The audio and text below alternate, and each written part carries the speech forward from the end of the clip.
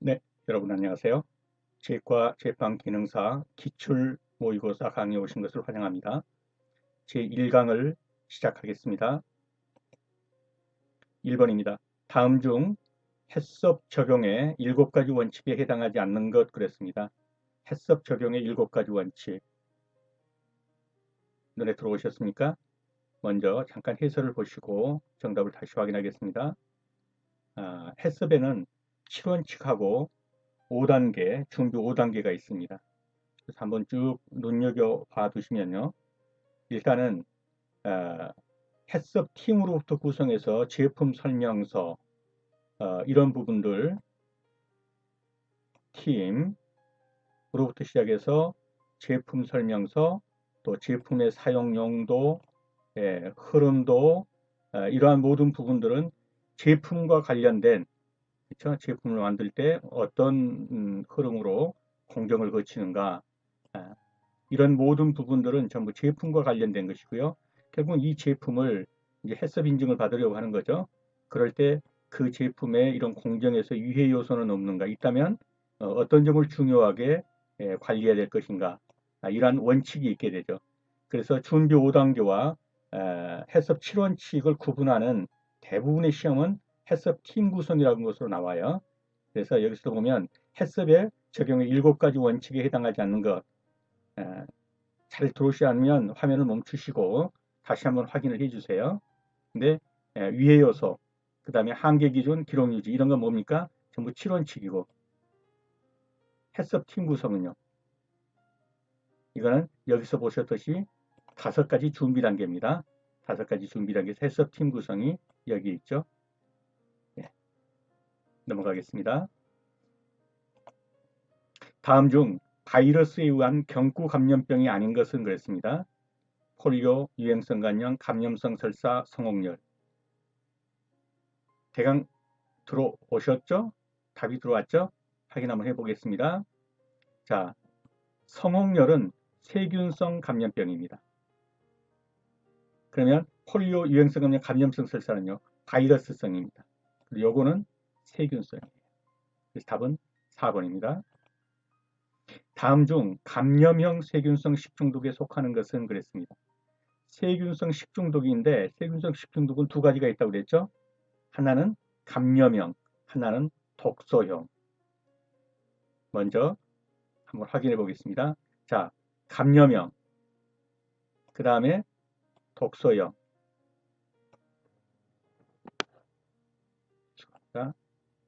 독소형. 자, 감염형은 뭡니까? 균이 사람 몸 속에 들어와서 사람 몸 속에서 독소를 생성하는 것입니다. 일단은 균에 감염이 돼야 돼요. 근데 독소형은요, 이미 균이 만들어 놓은 독소가 사람 몸 속에 들어와서 식중독을 일으키는 겁니다. 그래서 설령 그 음식에 있는 균을 다 죽였다 할지라도 독소가 제거되지 않으면 돌아 식중독을 일으켜요. 감염형은요.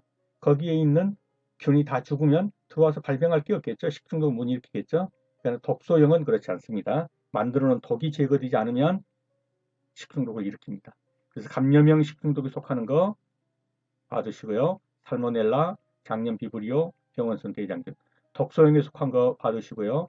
포도상균, 보툴리니스균입니다. 그럼 다시 돌아가서 감염형 세균성 식중독에 속하는 것은 그랬어요. 그럼 뭐겠습니까? 감염성이니까. 그렇죠? 장염, 비브리오균이죠. 그러면 보툴리누스하고 포도상균은 뭐겠어요? 네, 이건 독소형이죠. 뭐 파라테스푸스균은 이건 아예 다른 거고요. 식중독균이 아니죠. 네, 넘어갑니다. 조리사의 면허를 받으려는 자는 조리사 면허증 발급 신청서를 누구에 제출해야 되냐 그랬습니다. 서류 제출은 어디다 한다고요? 보건복지부 장관에게 하고 발급은 산업인력공단에서 한다. 이렇게 알아두시면 되겠습니다. 유아에게 필요한 필수 아미노산이 아닌 것은 무엇이냐 그랬어요. 일단 정답은 글루타민인데요. 글루타민이 뭐냐면 이것 자체가 필수 아미노산이 아니에요. 글루타민 자체가. 비필수 아미노산이에요.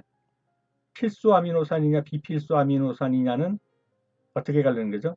몸 안에서 생성을 못하면 필수입니다. 밖에서 반드시 그것을 받아들여야 돼요.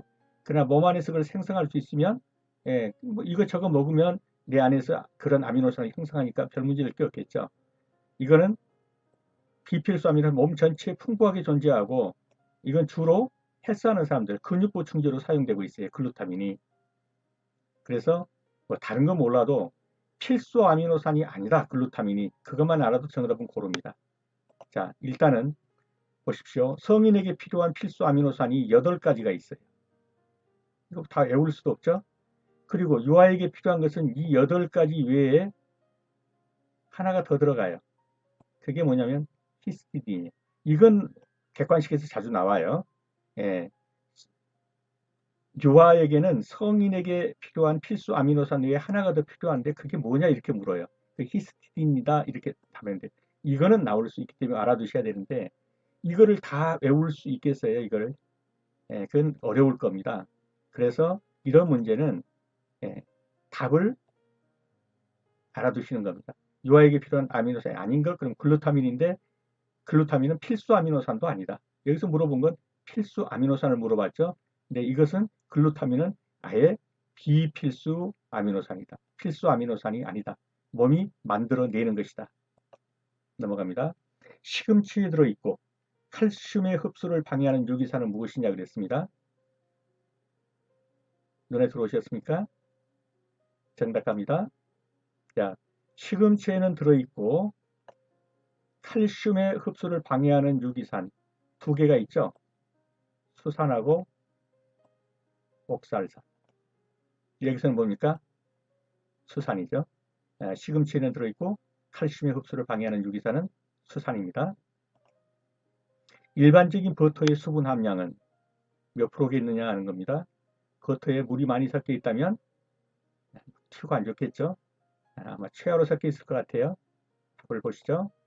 자, 버터는 우유지방 80%, 수분 약 14에서 17%, 소금, 무기질 이렇게 구성되어 있습니다. 그러면 여기서 수분이 14, 17%니까 이게 답이겠죠. 버터의 수분 함량은 18% 이하입니다. 버터의 물이 수분이 많으면 안 됩니다. 호밀빵을 제조할 때 호밀을 사용하는 이유 및 기능과 거리가 먼 거. 이건 답이 그렇게 어렵지 않죠? 고르기에. 네, 확인 들어갑니다. 자, 호밀가루는 글루텐 형성하는 단백질이 밀가루보다 적습니다. 그래서 뭐합니까? 구조력이 약해요. 그래서 밀가루와 섞어 사용하는 게 쉽게 말하면 뭐예요? 찰기가 적단 말이에요.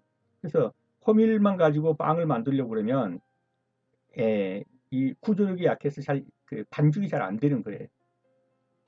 자, 호밀은 그 독특한 맛이 있습니다. 조직의 특성도 있고요. 색상도 향상도 좋습니다. 그런데 단점은 뭡니까? 구조력이 약합니다. 그래서 어쩔 수 없이 100% 호밀빵은 만들기 어렵죠. 그래서 밀가루와 섞어 사용한다. 9번입니다. 재분 직후에 숙성하지 않은 밀가루에 대한 설명으로 틀린 것은 대부분의 것은 막 재분하면 맛이 좋고 좋죠. 근데 밀가루는 그렇지 않습니다. 좀 시간이 지나야만 되는 그런 것들이 있어요. 그걸 아시고 이 문제를 보시면 조금 푸실 수 있을 거예요. 일단은 해설을 한번 보시고 들어가죠. 효소류, 일단은 밀가루를 보면 효소류의 작용이 굉장히 활발합니다. 그래서 환원성 물질이 산화되고 환원이 그러면 약하기 때문에 글루텐의 교질화가 이루어지지 않아서 반죽이 형성되지 않습니다.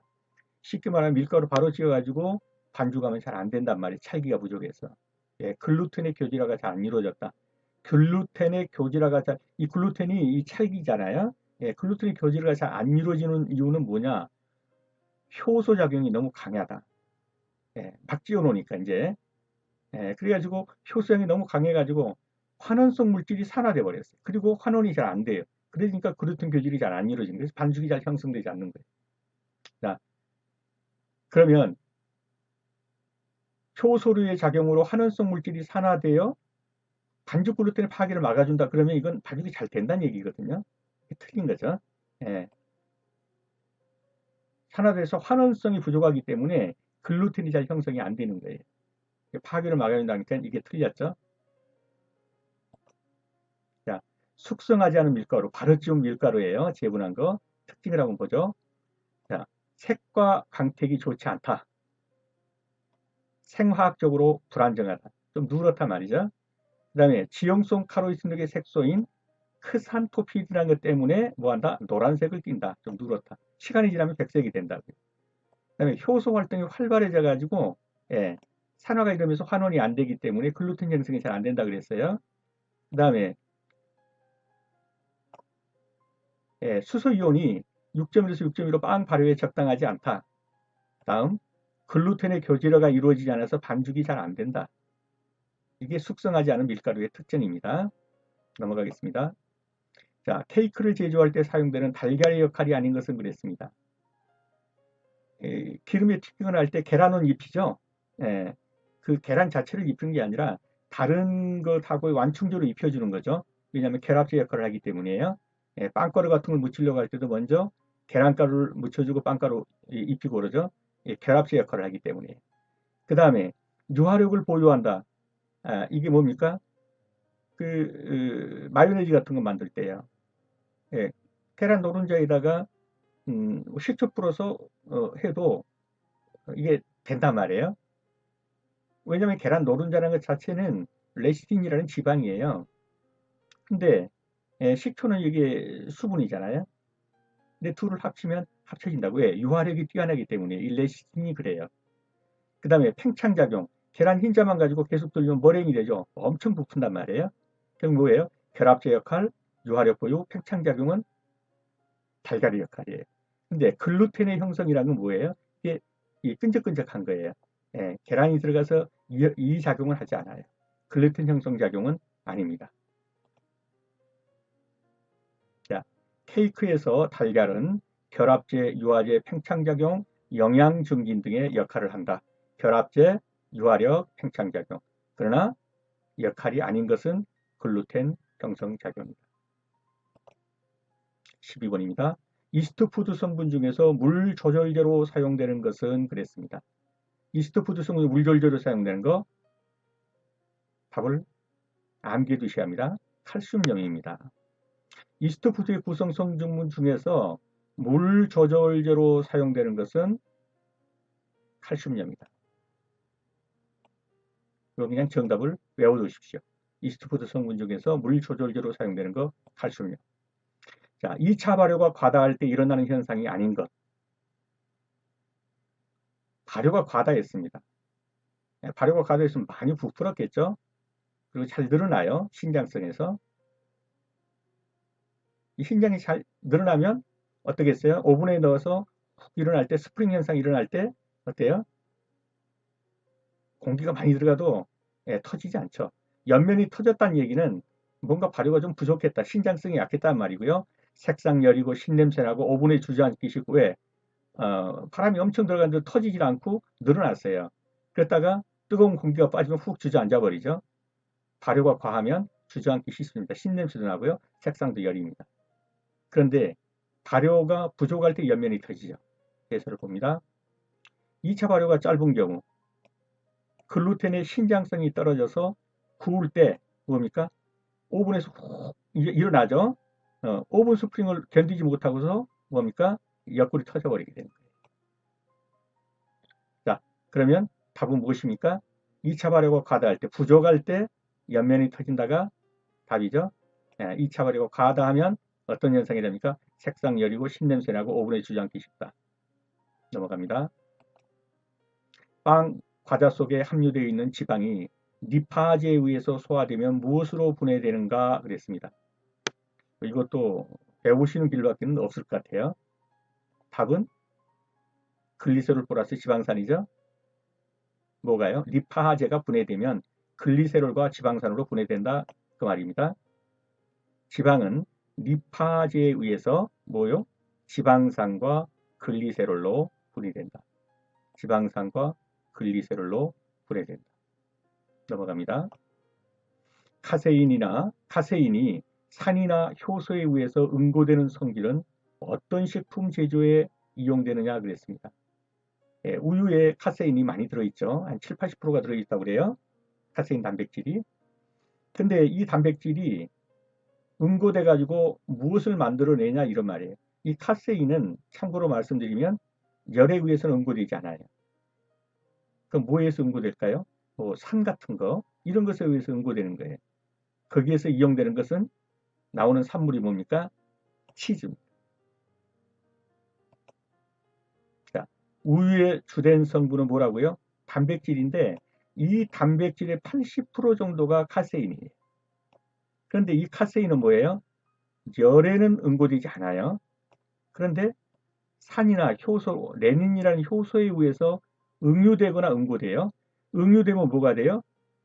응유되면 그 요구르트, 요플레, 요구르트 있는 거죠. 응고되면 치즈예요. 그래서 치즈나 요구르트 등을 만들 수 있다. 자, 그러면 카세인이 산이나 효소에 의해서 응고되는 성질은 어떤 제품에 이용됐다고요? 그렇게 해서 만든 게 치즈다. 넘어갑니다. 초콜릿을 템퍼링한 효과에 대한 설명 중 틀린 것은 우선 그 해설부터 먼저 보고 할게요. 템퍼링이 뭐냐 이거죠. 이거 적온초리법인데요. 초콜릿 속에 들어있는 카카오버터, 초콜릿 속에 카카오버터가 들어있단 말이에요. 이것이 안정적인 베타 별층으로 굳히는 작업인데 어떻게 하냐면 초콜릿을 50도 정도로 먼저 녹인단 말이에요. 그런 다음에 다시 30도씨 정도로 식혀줘요. 그리고 다시 천천히 온도를 올려서 이제 사용합니다. 이것이 템퍼링이라는 거예요. 그래서 먼저 녹인 다음에 30도 정도로 식혀서 다시 천천히 온도를 올려서 사용하는 거. 그럼 이렇게 템퍼링 하면 어떤 효과가 오길래 이렇게 하냐 이거죠. 안정적인 베타 결정을 얻어요. 그리고 결정형이 일정해요. 그래서 입에서 잘 녹고, 근데 용해성이 나쁘다. 그랬으니까 틀렸죠. 입에서 아주 부드럽게 녹고 결정형도 예쁘고 이런단 말이에요. 또 광택도 좋아요. 이래서 초콜릿을 템퍼링해서 쓰는 거예요. 예. 그리고 펫브룸이 뭐예요? 초콜릿 표면에 이게 하얗게 얇은 막이 생기는 게 있어요. 이런 것도 잘 안 일어난단 말이에요. 그래서 광택도 좋고 입안에서 잘 녹고 결정체도 좋다. 근데 여기서는 템퍼링 이렇게 좋은 것인데 이렇게 나쁘다 한 거, 입안에서 용해성 잘 안 녹는다 그랬는데 이게 틀린 거죠. 템퍼링 하면 입안에서 잘 녹습니다. 그렇게 하려고 이런 템퍼링을 하는데, 템퍼링은 먼저 50도씨 정도로 녹였다가 다시 30도씨 정도로 식혀서 다시 천천히 열을 가해서 사용하는 것이다. 넘어갑니다. 이스트에 대한 설명으로 틀린 것은, 자, 이스트는 어느 정도의 물에 섞어서 하시는지 어느 정도 아시죠? 거의 40도가 가까운 물로 합니다. 왜냐하면 거기에서 배양이 가장 잘 되기 때문이에요. 쉽게 말하면 약 37, 8도 C 정도가 배양 온도로 적합합니다. 1번은 틀린 거죠. 학명은 뭐 저도 잘 못 읽겠어요. 뭐 사카로메세스, 뭐 세르베시아 이렇게 한다는데 뭐 이런 걸 정답으로 할 리는 없겠죠. 생이스트는 냉장 보관 시 2주간 보관한다. 예, 맞습니다. 생이스트의 고용질 함량은 30% 정도이다. 맞습니다. 적어도 여기서 다른 건 아무것도 몰라도 1번이 틀렸다는 것만 아시면 돼요. 배양 온도는 어느 정도 거의 40도씨 가까운 정도. 예, 그런 물로 반죽에다가 붓죠. 먼저 이스트를 붓고 그런 물에다가 또는 그런 물에다가 이스트를 풀어서 배양을 시키는 겁니다. 자, 이스트는 수분이 70%, 고용질 30%로 이루어지고 냉장 보관합니다. 배양 최적 온도가 얼마라고요? 30도 내에서 30도에서 38도씨고 pH는 4.5에서 4.8이 적당합니다. 어떻든 38도씨 정도가 배양 최적 온도입니다. 그러므로 틀린 것은 몇 도라고요? 예, 38도씨 정도가 배양 최적 온도다. 자, 음식을 먹기 전에 가열해도 식중독 예방이 가장 어려운 근은 무엇이냐 그랬습니다. 즉 가열해도 잘 안 죽는 거. 이런 문제는 그러면 포도상균, 살모넬라균, 비브리오균, 대장균이 전부 다 100도씨 정도 가열해도 안 죽느냐? 그건 아니에요. 그래서 이 문제는 답을 알면 쉬운데 이론만 알아가지고 맞추기는 쉽지 않아요. 자, 답을 먼저 제가 찍을게요. 포도상규균이. 그럼 어떻습니까? 포도상규균이 100도씨 정도 살균 해도 안 죽습니까? 죽어요. 근데 죽었는데도 식중독 예방이 어렵다. 가열해도 식중독 예방이 어렵다. 왜 그럴까요? 얘가 만들어 놓은 독이 엔테로톡신인데 엔테로톡신은 상당한 시간을 가열해야 독이 제거돼요. 그러니까 식중독 예방이 어려운 거죠. 쉽게 말하면 포도상 규균이 잘 안 죽는다는 게 아니라 포도상 규균이 만들어 놓은 엔테로톡신이 그 독이 제거되지 않는다 그 말이에요. 그러면 살모넬라나 장염비브리오 병원성 대장균은요. 어느 정도 가열하면 균이 죽어버려요. 포도상 규균은 이건 죽긴 죽는데 뭐의 독소가 제거되지 않는다 그런 의미에서 말이 되는 거죠. 자, 포도상 규균인 독소는 엔테로톡신이에요. 그런데 이거는 내열성이 엄청 강해요. 그래서 열에 쉽게 파괴되질 않아요. 100도씨에서 60분 정도를 가려야 파괴돼요. 100도에서 약 1시간을 끓여야 파괴됩니다. 엔테로톡신이 그래요. 그래서 답은 포도상 규균은 죽는데 얘가 형성해놓은 독인 엔테로톡신이 제거되지 않기 때문에 식중독에 걸리게 됩니다. 답은 1번이 되겠습니다. 20번입니다. 정제가 불충분한 면실류에 들어있는 독성분은 제 강의를 이전에 들었으면 뭐 아시겠지만 복태가 먹고 나왔다 그랬죠. 목포고등학교 먹고 목화씨가 고시폴이라는 독소를 가지고 있어요. 근데 이 면실류는 어디서 뽑습니까? 면실류는 목화씨에서 뽑아요. 그런데 그 독성을 제대로 제거하지 못하고 불충분하게 그 정제가 됐어요. 그럼 뭐가 들어와요? 고시폴이라는 독소가 들어오게 되겠죠. 정제가 불충분한 면실류, 목화씨, 고시폴 이렇게 연관지으면 되겠습니다. 예, 목화씨에 들어있는 독소는 고시폴이다. 경구전염병과 비교할 때 세균성 식중독의 특징은 무엇이냐 그랬습니다. 경구전염병, 세균성 식중독. 자, 전염병이니까 감염이 잘 일어나겠죠. 식중독은요, 감염되나요? 아니요. 그냥 자기 혼자 먹고 자기 혼자 걸려요. 전염병은요, 이 사람에게 저 사람으로 전염돼요. 자, 경구전염병, 2차 감염이 잘 일어나겠죠. 그 다음에 경구전염병, 적은 균으로도 들어와서 사람 몸에서 잠복기를 거쳐서 발병한단 말이에요. 그래서 경구전염병의 특징이 적은 균으로도 발병한다. 잠복기가 길다. 다음, 면역이 전염병, 면역 생기게 하려고 예방접종 맞는 거예요. 그래서 발병 후 면역이 그래서 잘 생겨요. 경구전염병은. 세균성 식중독은요. 뭐 예방접종 맞았다고 그래갖고 식중독 안 걸리는 거 있습니까? 없어요. 면역 안 돼요. 또 한 번 보고알 먹고 거쳤다고 그래서 그 다음에 보고알 먹으면 죽죠. 면역이 안 됩니다.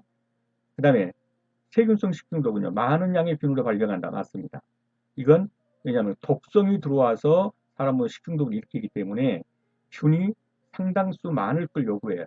그 균들이 독소를 만들어낸 그 독소가 사람에게 식중독을 일으키기 때문에 그래서 세균성 식중독은 많은 양의 균으로 발병한다. 알아두셔야 합니다. 세균성 식중독은 많은 양의 균이 필요하다. 답은 세균성 식중독은 특징은 많은 양의 균으로 발병한다입니다.